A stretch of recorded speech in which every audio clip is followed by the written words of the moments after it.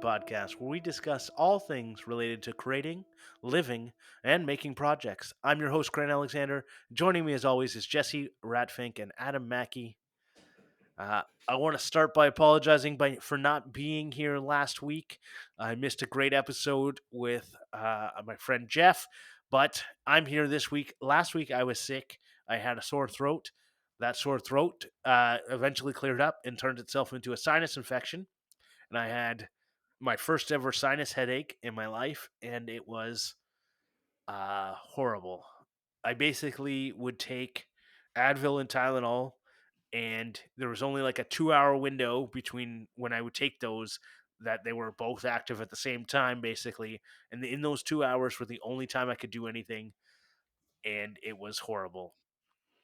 Ew. I don't wish it upon anybody, and I'm just coming down from that. So if I sound a little nasally, it's possibly that, or yeah. So I've been sick. I haven't been doing much. Definitely don't recommend people get a sinus infection. Not a good Nope. time. But today, actually, I was helping out with the Scouts and Cub Scouts building their. Up in Canada, we call them Cub cars and Scout trucks, and down in the States, I believe it's the Pinewood Derby. Mhm. And so there's a whole bunch of research into why we call ours the Cub Car Carnival, with three of those things being with a K. And I want to try and get to the bottom of that, but Oh. nobody has any answers. And I really think it basically comes down to a soapbox derby. Do you know what that is? Yes. Where you like ride in the car? Oh, okay. It's a Yes. like Yeah, non-motor. down a hill. Yeah. Yeah, No motor. yeah. Yeah. No motor, just get no pedals, no Flintstone, no nothing, just down a hmm hill. Soapbox derby. Well, those were called Cub cars for a long time. I don't know Right. why. But Cub cars spelled with two C's.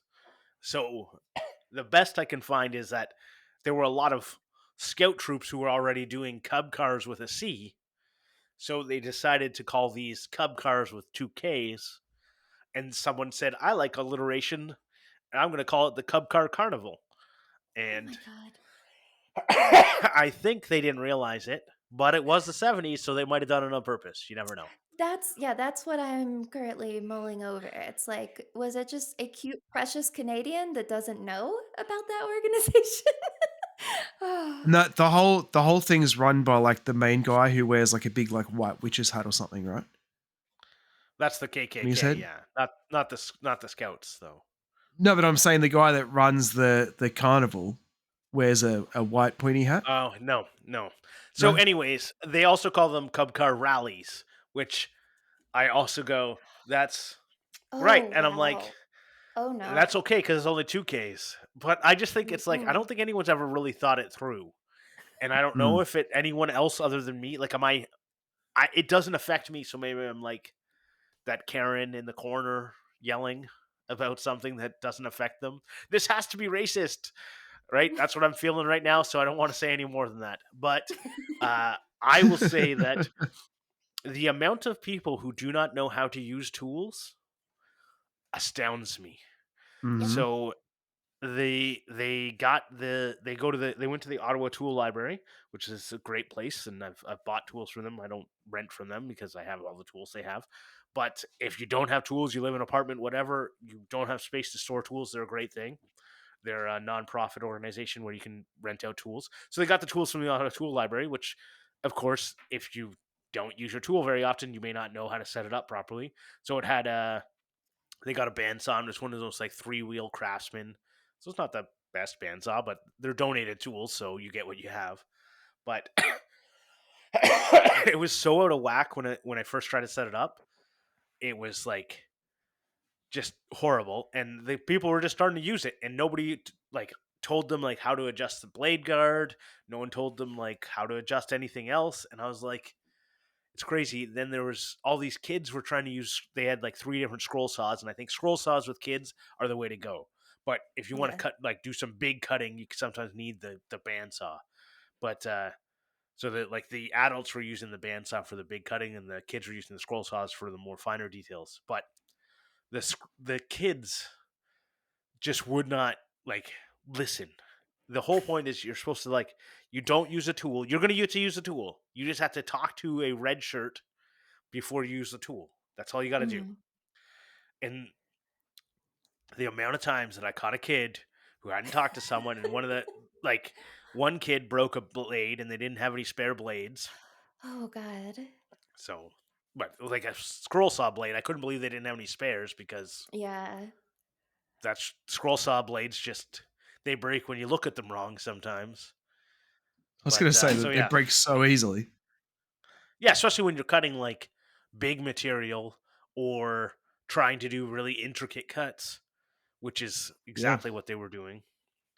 I just I would have run it differently, only from a like organizational perspective. I would have put one adult at one tool, but Yeah. that didn't make any sense because when they weren't being used, you were just sitting there twiddling your thumbs. So then you'd go trying to find someone to help because there were also like kids chiseling away at shit. And Oh my god. yeah, and I was like, and I watched like one of the other scouters. She didn't know what she was doing, and she was trying to help a person hold the block while they chiseled it. And I just Wow. said, "You don't know. You need to get your hand away from that." She's like, "But it keeps moving," and I was like, "Yeah, yeah, it does. It's not a good spot. You need to try and you just got to switch. You got to put more clamps. You got to do something. What you're doing, no."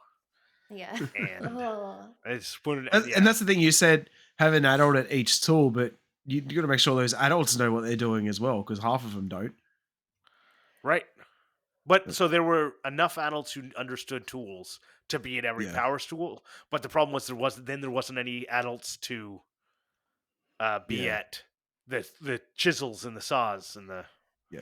I just keep If thinking you, about how much it would hurt if someone chiseled your fingers.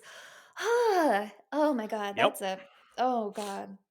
that's some I've Do horror not seen movie. want it. Yeah. Yeah, that's Yeah. horror movie stuff. While I thought no, like the kid was like barely tapping on the chisel, but all it takes is for like it to hit a weak spot in the wood and it slip out Mhm. and Yeah. One of my wife's friends' husbands works in construction, and he had a brand new chisel, and as he put it in his tool belt, he sliced down the side of his leg, had to get all stitches and everything. ouch. Because like a Yep. brand new Oh, chisel is so sharp. do not want Well, he oh. the for the ones that they buy, they are anyway. But if you have any say, or if you can talk to whoever orders stuff for there, I can't I can't I can't recommend any more the 360 scroll blades for kids. Yeah. So So much these were better. borrowed yeah, these were borrowed tools. Oh, okay. So from the tool library, but yes, I agree that is the way to go for kids, especially on like Mm, small little projects. The biggest problem was like the scroll saws had clearly been used by people who don't quite know what they're doing, and so they mm, had like the little feet were like a little bit crooked, and like so one side was constantly putting way too much pressure, and the other side was doing nothing, and kids were trying to do like cuts that without support, and the pieces were just flying everywhere. Anyways, yeah, uh, it was everyone had fun and nobody got hurt. that's all that Yay. matters. Yay! Adam, what have you been up to? I have been printing a camera dolly. So Ooh. I designed, and I've got it here. Yeah. So there's two metal rails. That's Oh, just a nice. like an end block, and then there's a motor at this end, which I'm currently working on the power for. I've got everything there, which goes so all the power and everything goes on the end, plugs into USB, and then there's a pyramid looking thing, which I can't reach now, but a pyramid looking thing with a quick release for my camera on top, which sits on bearings which ride on that rail. And then through the middle of that is a threaded rod which connects to that motor, which will Mhm. push it back and forth. So That's I gonna can be just sit it on my awesome. workbench and just have like the camera pan across as it's recording and stuff, which I know you can buy them, but this thing's cost me like $4 in parts. Like I had the motor laying around, I had all the bolts and everything, and I've been working with those melt-in inserts into 3D printing.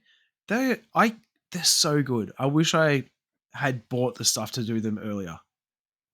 But they're so easy and just so easy to put in, yeah. So I've been working on that, and then everything else I've been putting in the blender.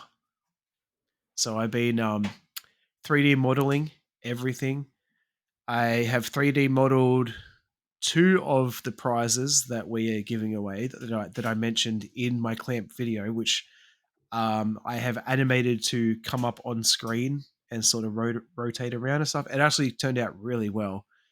I'm just waiting on Housemaid to send me a picture of the kit so I can model that. But yeah, and then I've been 3D modeling all the bike parts and stuff. I have a really cool idea that I'm going to be working on tomorrow. So yeah, It is I impressive that you are just, like, going into it and just able to do it so quickly. That's really awesome. I'm I still failing at actually, fusion. to be honest, I've actually amazed myself quite a bit. Like that so the bike parts and stuff, I literally just sat there with verniers and measured everything I needed to measure and modeled it from scratch.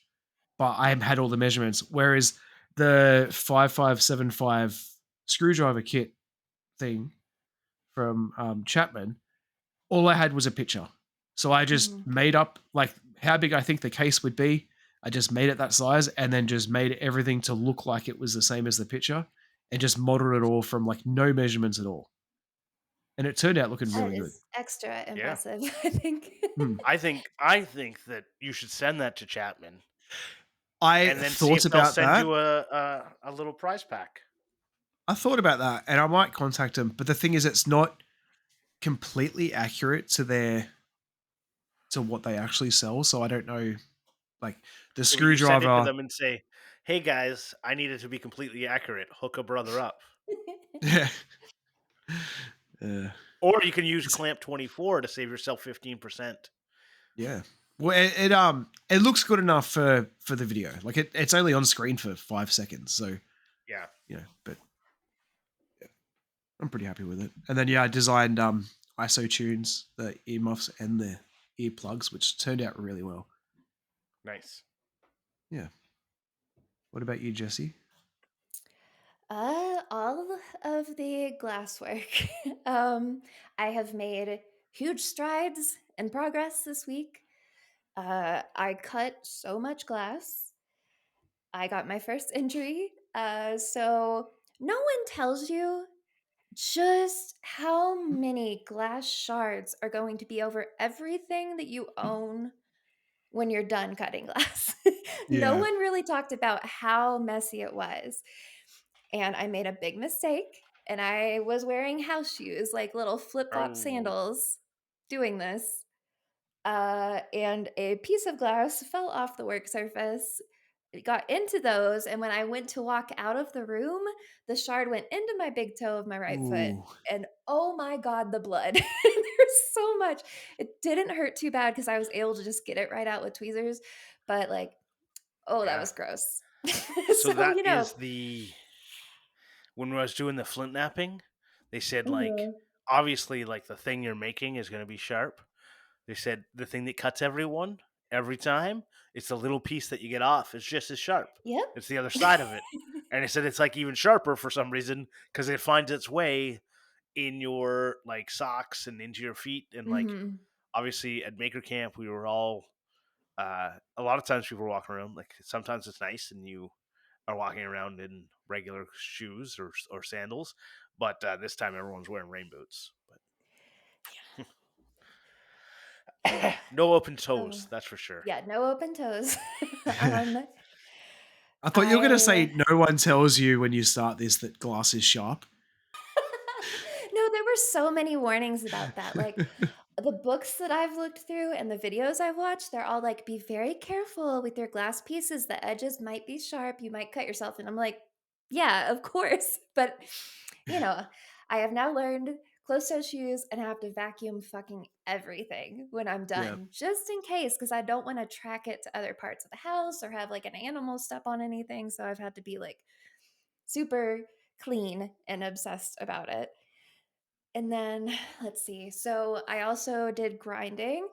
Problem is, I just have a stone, so that it's kind of slow going. But if you keep everything wet enough, you don't make more shards, which is great. I also started foiling my glass pieces. So I decided to just use like Oh, that looks awesome. some of the clear glass that I was just using as like practice cuts because I can fit it all together. So I have two more pieces I need to foil, and then I can start figuring out soldering, I was gonna say, so you which, solder all that together, right? yes, yeah. Yeah. Do you So the follow? foil, I was gonna say the foil is so that you can solder it together, or is it for looks? Yes, so this is basically copper foil. So yeah, Yeah. you'll be able to just sort of like put your flux down on that and then solder on top of it. Mm, And so that will be connecting all of the pieces and also the hanging loops that I have to put on it so I can like put it up somewhere. right. Yeah. Hmm. Do you follow Dean Duplantis's mother, Hearth and Garden Art? No. Yes, so she does stained glass, and Oh. you should go take a look. And she has some really really cool stuff. It's like Hearth and Garden Art. I'm pretty sure is the name. Is she on Instagram? Yes, she is on Okay. Instagram. I'll have to look it up once I am done because I cannot multitask for shit today. Fair enough. um, and I wonder if she then changed her name. maybe, yeah, I just kept finding like home stores with random stuff. But yeah, the further I get in this, the more I realize I kind of want different tools. So I did Yeah. upgrade my running pliers. These are fucking awesome. Perfect breaks every time. I love them. They make so much sense compared to those horrible plastic shits I had before.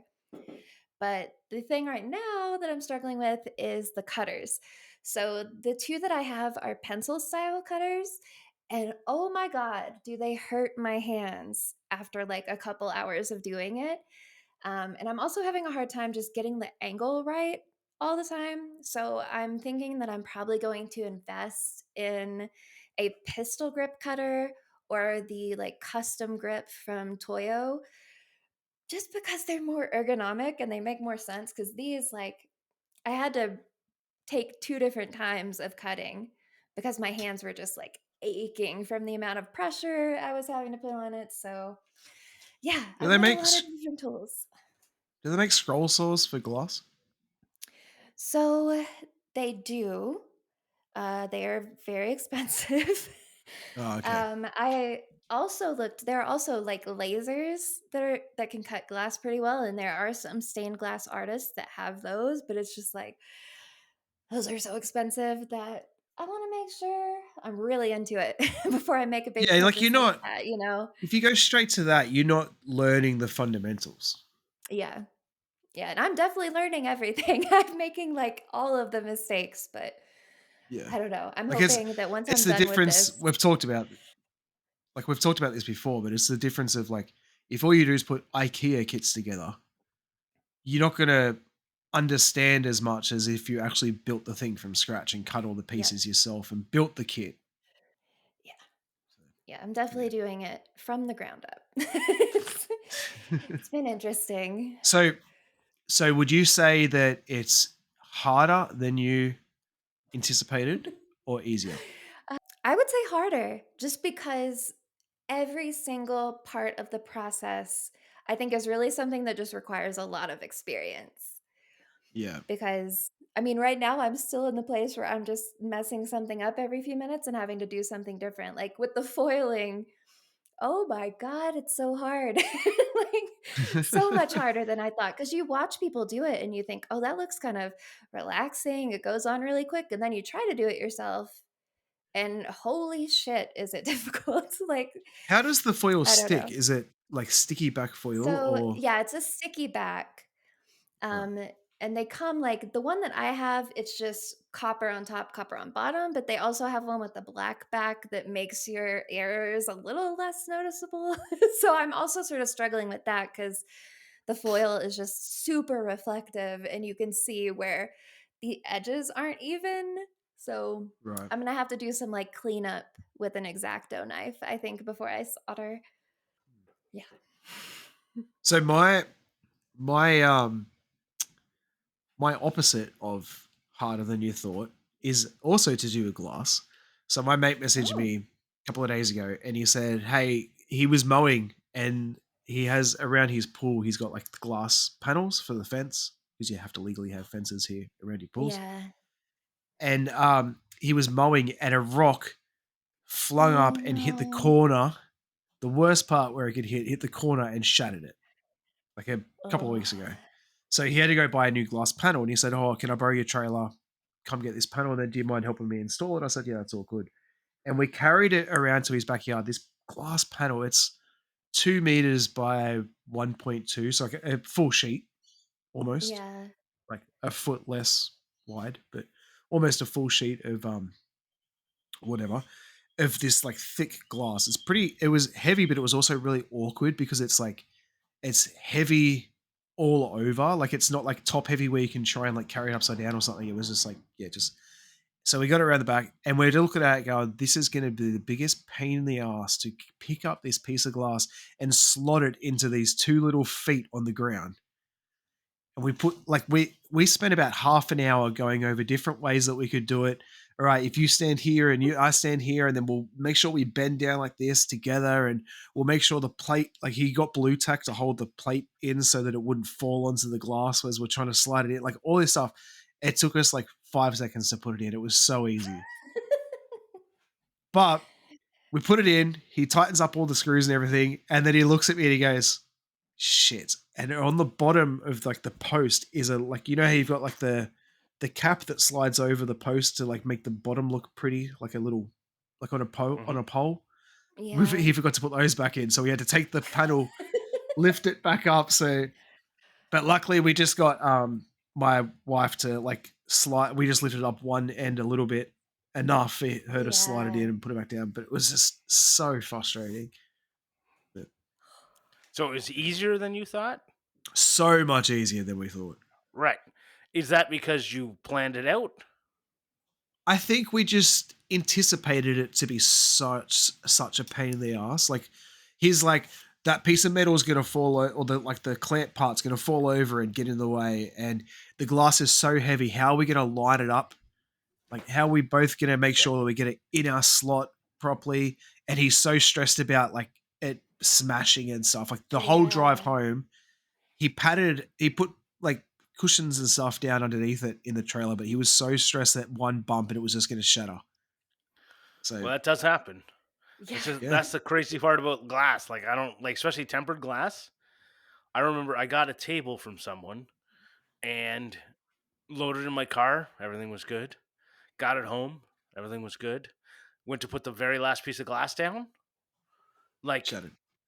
shattered. I don't even think Yeah, it touched the ground. I think it shattered in the air. I don't know what happened, but it just yeah. disintegrated in my hands, and I went, "Well, that sucks." So I built a wood top for it, but It's it just such a kind of weird sucked. thing, like especially with the pool fence. Like when it shattered, he had glass, like tiny bits of glass everywhere, like all through the Yeah, pool and everything. It took him so long to get rid of it Oh. all. yeah. But When you could boot a soccer ball at the fence like as hard as you can, and it would not break. You like it right, has to so be in that corner. I had Yeah. my windows replaced, and they're like, they're triple pane glass, like 4 by 8 foot. Yeah, Like they're a full sheet of plywood piece of yeah, glass. Or bigger than that, maybe. But I had like a professional company coming into it because I like DIYing, but I also don't like that much. I'm not that much of a DIYer to risk the glass. So I got a yeah, company in, and of course, one of them breaks when they're like one of the old windows that they're taking out breaks. And I was at work, and I can't remember if my dad or my wife was home. Anyways, it breaks, whatever. But they like did such a bad job of like trying to even find the glass. Like yeah. as soon as you Oh. walked in, like from like my front door, and the glass is all the way at the back of my house, I was like, "What's that on the floor?" You know what I mean? Like it was that much of like I can't believe you missed that. Mm. Anyways, I don't know. That's an aside. Um, I'm trying to think of a time that I thought something was going to be easy, and it was actually so much harder than I thought. And I would say like when you watch someone doing any kind of like hand tool work with super sharp tools, and it Yeah. looks so easy, and I don't Yep. think I know how much effort they're putting into pushing through the wood. Is it a lot of effort? Is it a little bit of effort? I don't know. I know when I do it, it feels like it's a lot of effort. Hmm. But is it really? But I'm like comparing it to like a spinning blade, which is, you don't have you let the blade do the work. Whereas with a hand plane, you if you just let the blade sit there, it's not going to do anything. You know what I mean? You got to put a little Mm. effort behind it. Uh, I feel like video definitely gives off that perception because I've done that many times where I'm like, this person wasn't working as hard as I am right now. Like right. what is happening here? I would say even sharpening stuff, getting Yeah. stuff really, really, really like razor sharp looks so easy. So easy, yeah. I've watched so many videos and I cannot for the life of me get stuff to be as sharp as using like a like I watch people like do like a knife on like by hand and they just do it and it's super razor sharp. And the only Yeah. way I could do that is if it's in a like a holder, like a jig or a Yeah. whatever. And then it's like I'm not doing it. I don't Mm. know. Well, and I think hand tools are sort of that's where it's always a little more difficult. Like anything that you are doing manually, just because it does take experience to know what you're doing, because almost any time Tyler and I have done a project and we end up using a power tool, like for example, paint sprayer was one of the like more recent ones that I thought, oh my God, this is going to be a nightmare to set up. It's going to be a nightmare to do everything. And it went so well. It was so easy. Like we painted our entire garage white, like the ceilings, the floors, the walls, everything. And it was fine. But like, as an example, I was watching a Mia Maples video on YouTube the other day, and she was doing like TikTok renovation hacks. And so products that people were, saying would make everything so much easier. And one of them was a giant, like super giant paint roller. It had to be probably 2.5, 3 feet long, Yeah, I've seen and that one. she Yeah. thought, Mm. "This is gonna be great. It's gonna be so easy." And, like, the learning curve of it, she was, like, really disappointed at first, but it worked out in the end. So, yeah, I think that there's something to be said about, like, power tools as opposed to manual/hand tools. It always makes it a little more exciting when you're first starting. I think power tools give you a sense of like that you're better than you are. Yeah, probably. Yeah. You know what? Yeah. Like I feel like I could cut a straight line with a power tool and I couldn't with a hand tool without Mhm. practice. Yeah, definitely. And I'd Yeah. really like sometimes with the power tool I still can't cut a straight line, so I don't know. But was there any tools, I guess thinking about that, was there any other tools that you thought were going to be either very difficult to use and they ended up being very easy, or that were like scary at the start or whatnot? I I feel like soldering for me, when I first tried to do it, it seemed so difficult. I had Interesting. no idea how you would get it to work. And that now that I actually understand how it works, it's so easy. I found with soldering, I like I first learned it in school. Like I did it at home with like one of those solder guns that's like way too big for whatever Yeah. project I was doing. So it was like way overheating stuff, but it didn't really matter. Like, but it was definitely hot enough, and that worked fine because it got shit hot. And then I did it in school, and we were using the appropriate, and like schools often buy good stuff because they're student like they want to buy top name brand stuff, so they're not dealing with the garbage. So I remember having like the blue Weller with like an adjustable knob, like a nice soldering iron, and everything Yeah. worked perfect. But Mm. then I had like I've gone through like so many soldering irons. I keep buying them, and I keep buying cheap ones because the other ones are so expensive. And when you buy a cheap soldering iron, it is not worth your time. It makes I That was find soldering what I was about to difficult. say. Yeah. It's one of the tools that I wanna upgrade, like, I haven't even Yeah. used it yet, but this one doesn't have any sort of heat controls or anything, and I mean, it's pretty gigantic, so it's like, that is another one that I'm thinking about upgrading because if this doesn't go well, I think I might say, "Oh, I need a better one," and it'll go easier for me. The nice thing about like if you get a good soldering iron, it's going to be good no matter what. Especially if you get the I think it's Weller that has like the adjustable knob. I don't know if they still make it, but those were like the ones to get. Yeah, So I've I got definitely wanna get a I've nicer got one this and a one. soldering iron stand. Yeah. You I've got got the this one wireless one? from Audi, and it you put gas in the bottom like a gas lighter, Yeah, and yeah. then you just and then it just heats up like gas, right? Oh, And that's then it's got fancy. adjustment here so you can change the temperature. It wasn't that expensive, but it works so well. It works good I on use this small stuff. all the time. That Hey? looks like it works good on like small stuff. Yeah, small stuff. It's got heaps of attachments and stuff as well. Heaps of like Yeah. um different So the heads and yeah, the stuff. little butane ones are good for small stuff for sure, and they're good in like to have as a like in your travel kit. But Yeah. I would I not mean, want to rely on if you want to solder a bunch of stuff, you don't want to rely on a butane one.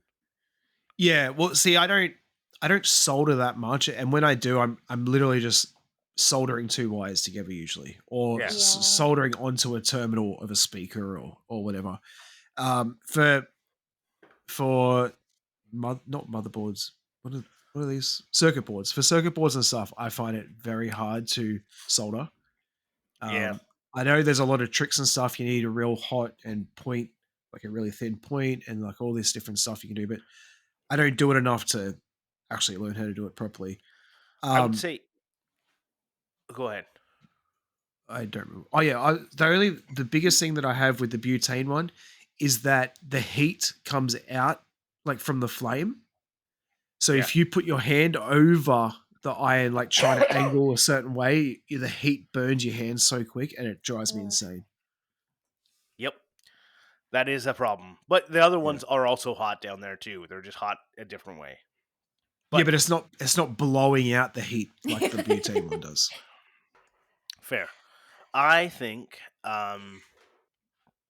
thinking about it, I one thing that I actually thought was so much harder than it was crimping wires. I used to have Yeah. such a hard time crimping wires because I did not use the proper tools. And I think a lot of like this like making something harder than it is using either cheap tools, using like just wrong tools like using pliers to try and crimp wires. You can't crimp wire, well you can, but it's not very good like Yeah. it's really difficult to crimp wires properly with the wrong tools. Like you can do it, but like I used to always like because they were always like in a car, you never solder, you always crimp your tools. So I'm like, I know how to solder, so I'm soldering everything. Yeah, I So I solder would sit everything in the there. car. Right. Well, the problem with soldering everything in the car is it makes a weak point and it breaks. So Yeah. because the solder doesn't bend and the wire does, it'll break over time with the bumps of the road. How's crimping gonna bend? So the crimping allows it to move a little bit. Yeah, It there's doesn't more have. flexibility. There's just a little bit more flexibility. Yeah, right. Just twist and So tape. That's all you need. no, do not do that. Do not listen to Adam. But seriously, That's once I had 17-year the old Adam. proper, yeah, once I had the proper crimping tools, and even now, like I just understand it a lot better, so I can use cheaper crimping tools. But like on the race car team, we have like a super nice like change out a set of like tool dies for depending on Yeah. like what color you're using, and it's wonderful to use. But it's like with the race team. But when we're crimping stuff for the race car, because we don't want that shit to break. Ugh. Speaking of that, Tyler is watching that F1 show, and I just watched the new Haas car have a horrible wreck, and oh my god, that was. I walked into the room like right when it happened. It was very jarring. Oh, that show Formula. stresses me out. What is it? I don't understand the joke. Formula. Formula? So I'm wearing a shirt that says Formula One, cattle drive to Oh, survive. Right. ah, okay. I'm not sure I understand it either. Money? I don't understand it. No, well, so Formula One Drive to Survive, but this company makes ice cream, and so they Oh. make a bunch of cow jokes off popular Right. stuff. Okay. And Okay. I got somebody bought me. So you just mentioned the Yeah. F1 show on Netflix, which is Formula One Drive to Survive. Which, by the way, seeing the Haas team, I've only watched one episode because I only watch it at my dentist.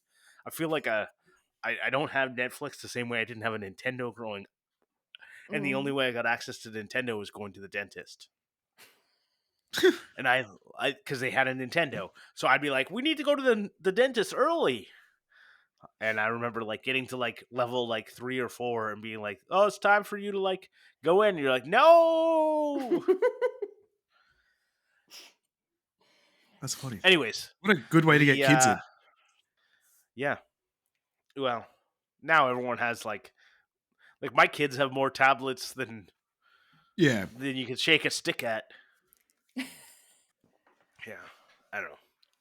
Having kids that looked a lot fucking easier than it is. Should put that out Yep. there. That is Definitely. entirely fair. Yeah. Yeah. Something that And was it looks hard. easier. Oh, yeah. Having kids looks hard, but it also looks easier than it actually is. Yeah, Yeah. because us childless people, we only see glimpses of that. We don't have it 24 hours a day. So yeah, ugh, the Uh, difficulty level is have so my much kids for higher. 24 hours. You'll want to murder yourself. Yeah, No, they'll be good. good for those 24. That's the crazy Yeah, part. I they're go out in always good for public. other people. Yeah. You go out in public with your kid and everyone's like, "Oh, he's so well behaved." I'm like, "You should see him at home." Right? Yeah. Like, yeah, he's looking real well behaved. I don't understand. He's just like autistic in public or something because at home he's not. Like, Uh, So something that was easier than I thought it would be is leatherworking. yeah, I was very worried about starting it and like obsessed over getting all the right stuff. And I feel like leatherworking is more, as opposed to stained glass, it's more of a skill that you can do with different layers of tools. Like you don't have to have the best of the best as long as you understand the process and what you're doing. right. Leatherworking just it came together super easy for me. And I was honestly digging through my stuff today and thinking maybe I should do more. I don't know. But that was definitely the one that surprised me the most out of like all the skills that I learned at Instructables. Yeah, I would agree that it seems way more daunting because people talk about it like, oh, but a lot of it's like repetitive work, like Yep. hand stitching. Yeah, mm, yeah, it's definitely not like fun, but it's like sanding in that you just keep doing it until you're done. Like there's nothing else to it. Yeah, you can Yep. definitely screw up hand stitching. You can like stitch the wrong way a couple times and it looks like shit. But for the Yeah. most part, like like you're going outside. Oh, I started on inside, shit. Right? Like I've seen that before. But for the most part, but I'll say that's just the beginner like the like some of the hand carved details that I see people do is crazy talent that I don't have. Yeah, the carving and embossing is like a little bit above me, but I still do think I would be able to like get it down after a couple of attempts. I think the embossing is like pretty easy. It's literally like lining up a stamp. It just takes it doesn't take like it takes like patience more than Yeah. skill.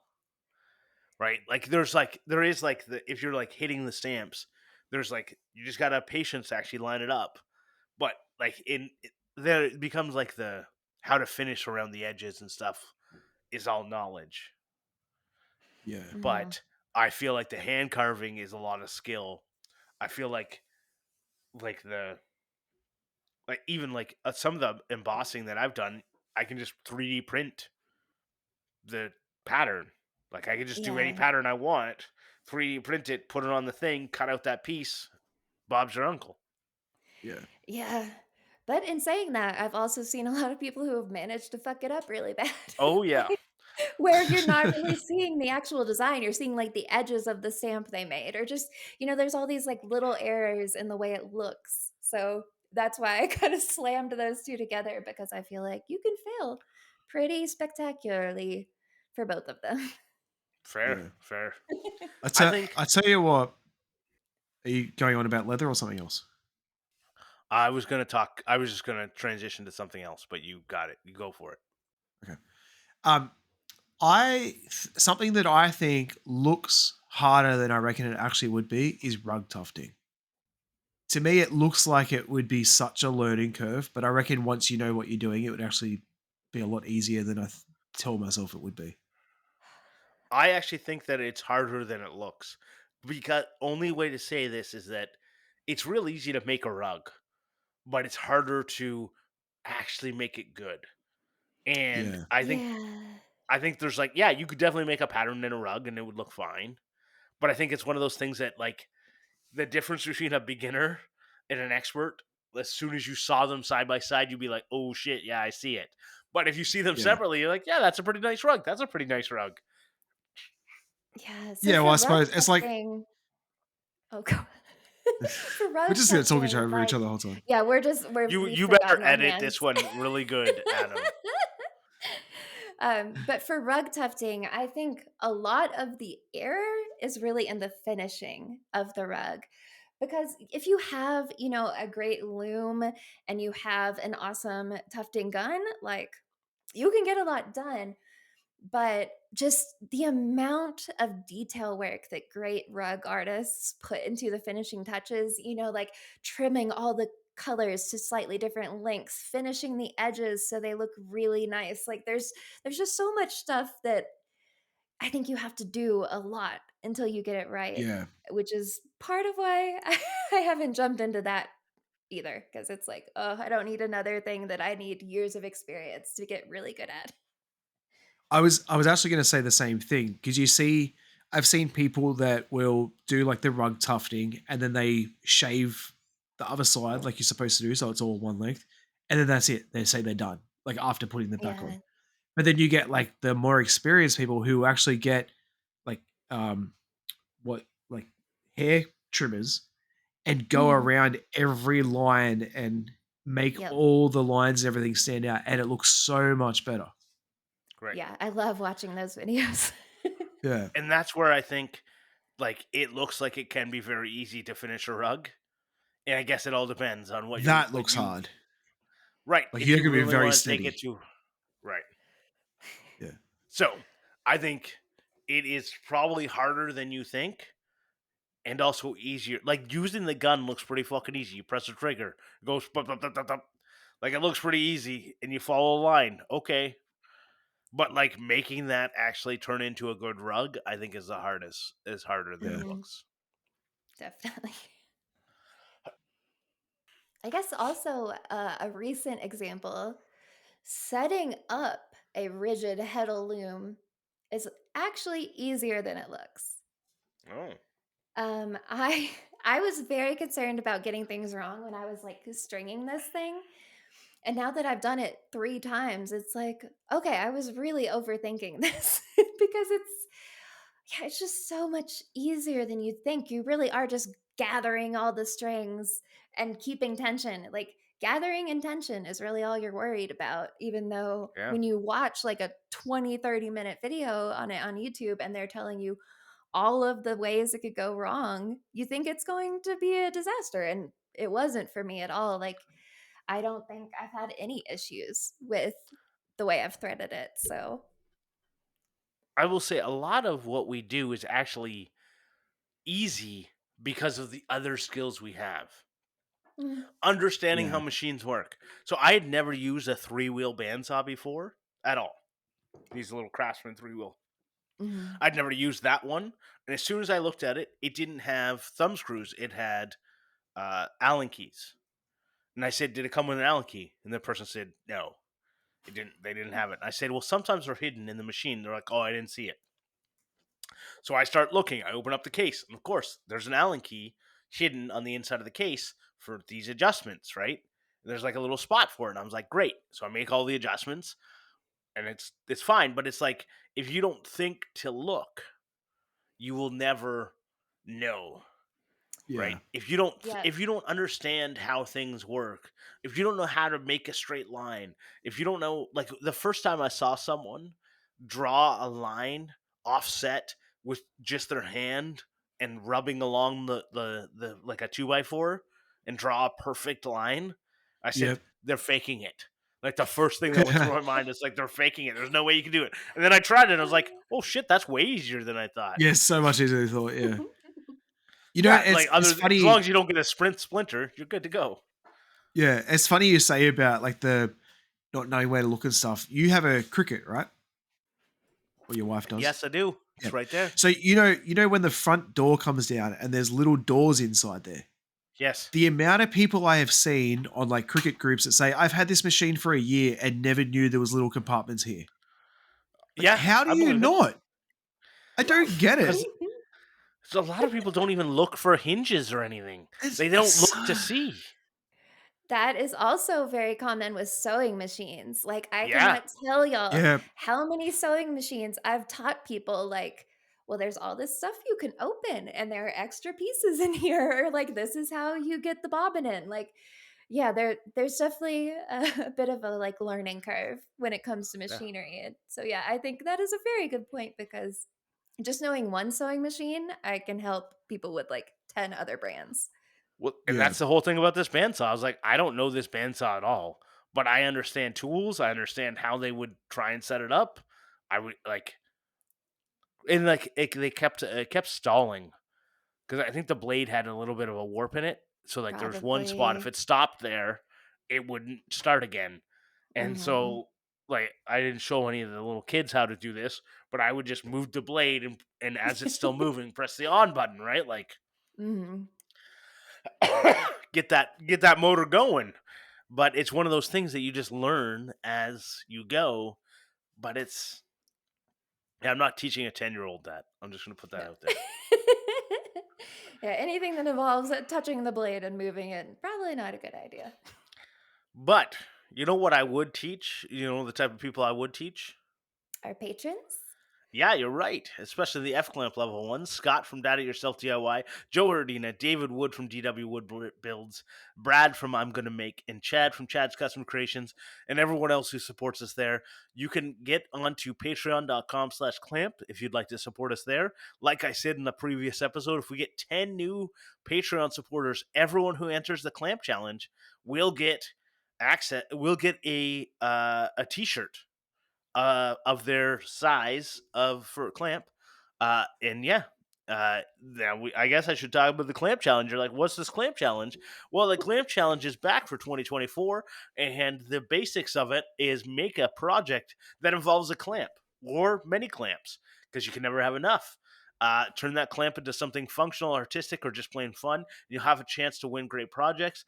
The project has to be a new project that is completed between the start of March 1st, which is obviously already passed, and the end of the challenge, which is April 30th.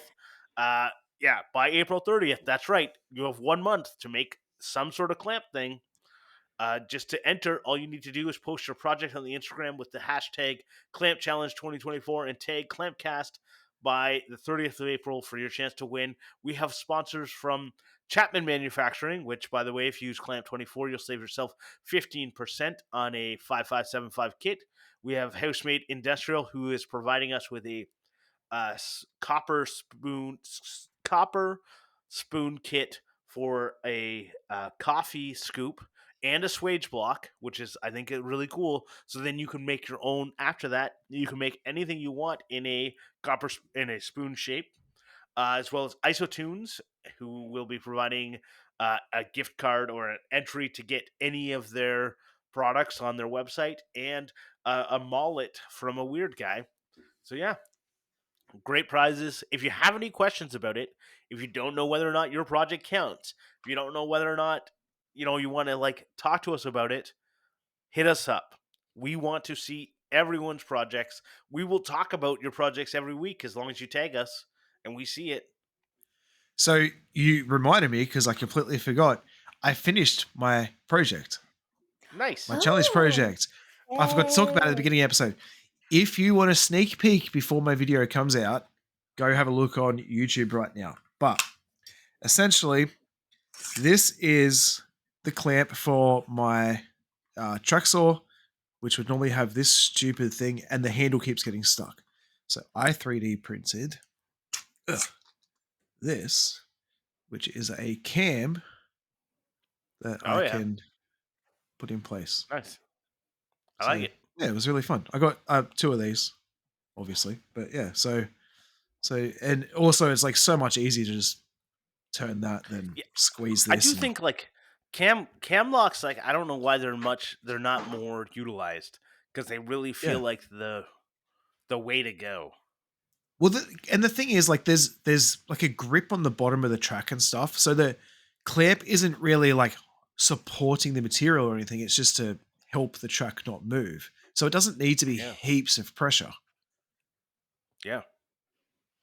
Well, Yeah, Adam, I think you're making up for the fact that you didn't complete your project on time in the last clamp challenge. So I there definitely you am. go. Yeah, Yeah. Yeah. yeah. I've just got to Oh, finish editing the video. I still don't even have a fucking idea of what I'm gonna do Oh no. because I am useless, and I've just been sick and Yeah, kids you've also been sick for like a Yeah. week. for a lot. Like I don't know what it is. I feel like I'm approaching 40, and I feel like my body is saying, "Maybe we've had enough here, bud. Maybe this is enough." So, anyways, let's head on into CLAMPmendations.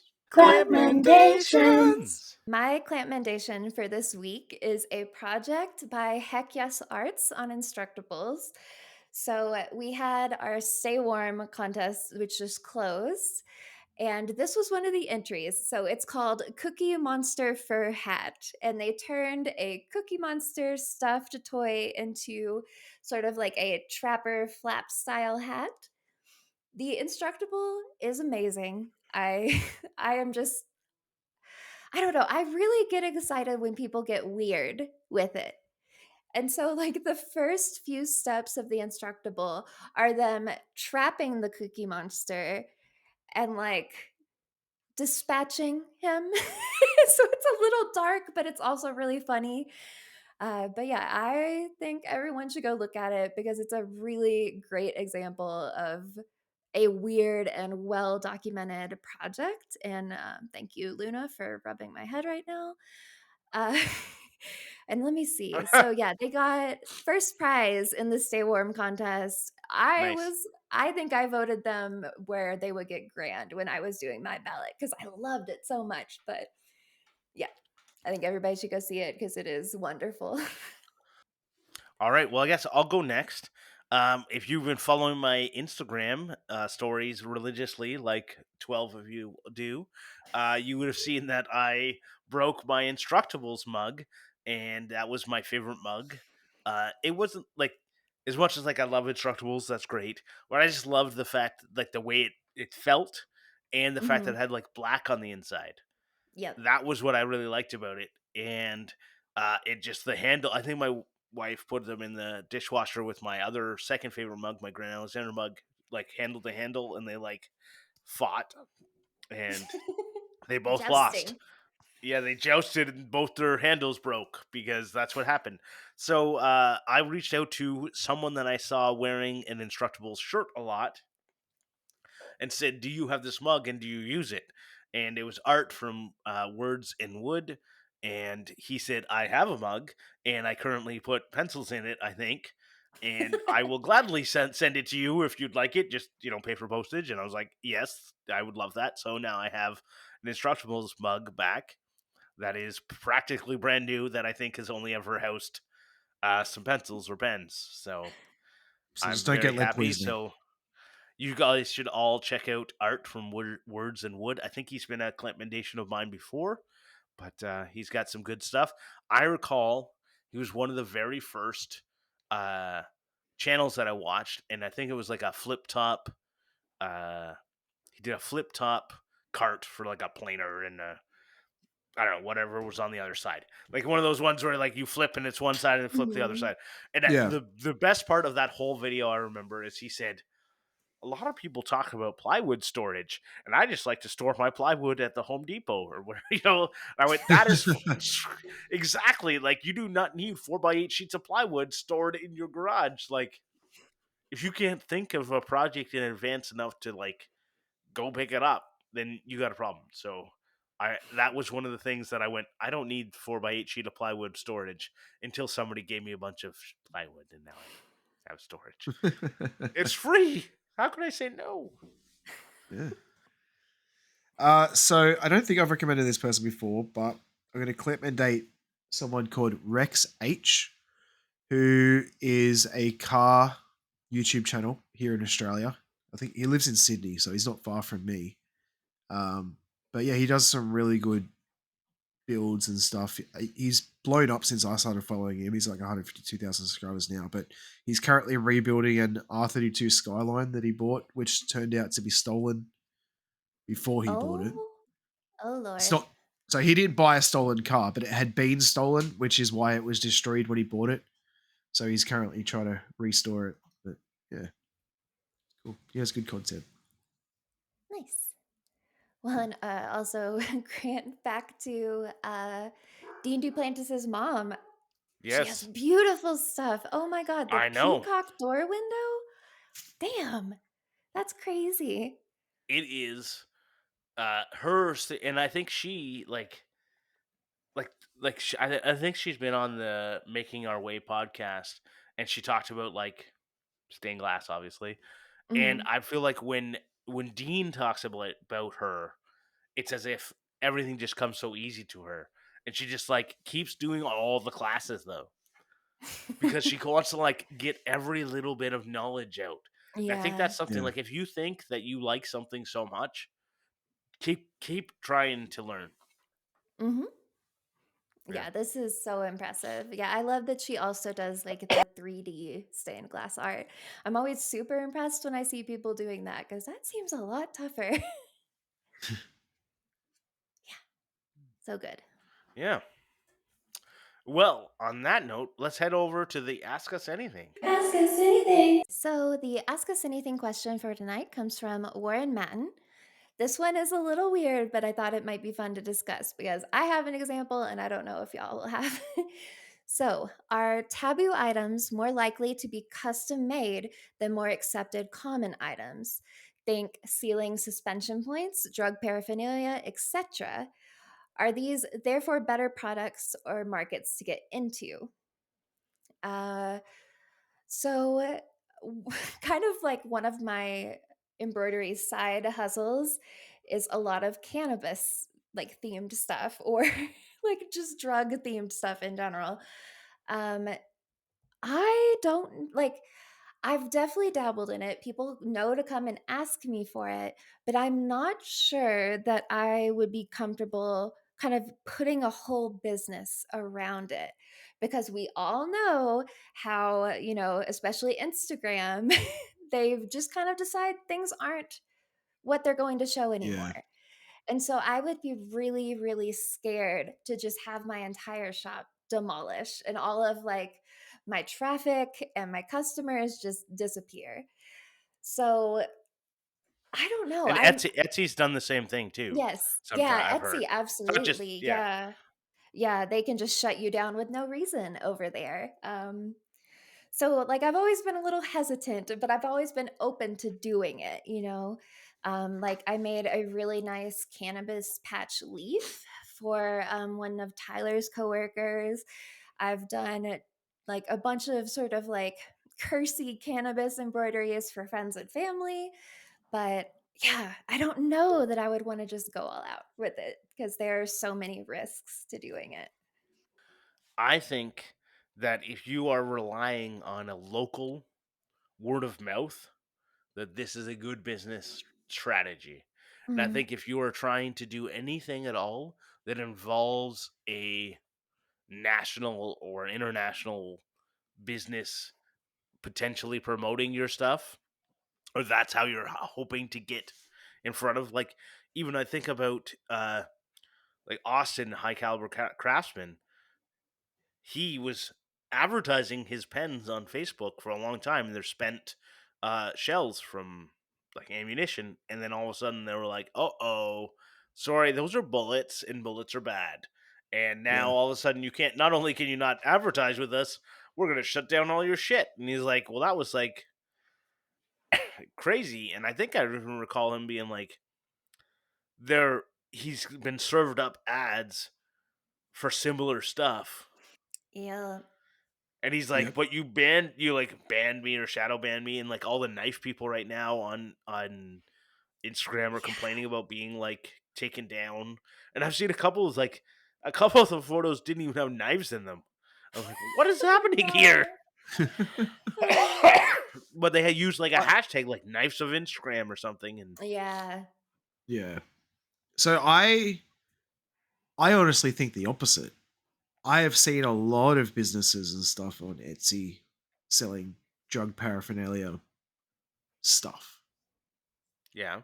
But do you know how everything. many of them So get shut down every day?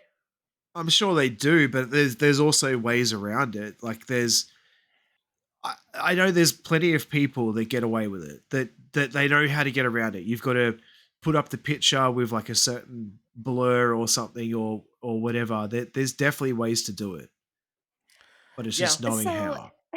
Etsy though has gotten real intense. I actually got in trouble for having curse words on my main photos. Like they Yeah. took listings down Yeah. and basically told me if I did not edit them and I put them back up, they would shut my shop down. So like that's why I get nervous. Like so on Etsy, for example, I just typed bong. They don't allow you to search for bongs, but then I type hash pipe and stuff comes up. And so like it's just I don't know. The moderation on all these sites is so fucking crazy. I think because most of it is done by computer these days. Like no one Well, has humans looking at it, Yeah, stuff. everything is it AI. gets it gets too big. And when it Mhm. gets too big, you cannot have there's no you don't have you could not afford the staff to look at all this shit. Same with like Yeah. instructables, I'm sure it's the same, Oh right? Like no, we people still are look at submitting. everything. Like the only thing now that we don't have to look through all of it is the spam. We do have some really excellent spam filters now, but we look at pretty much everything either to approve it or to feature it, you know?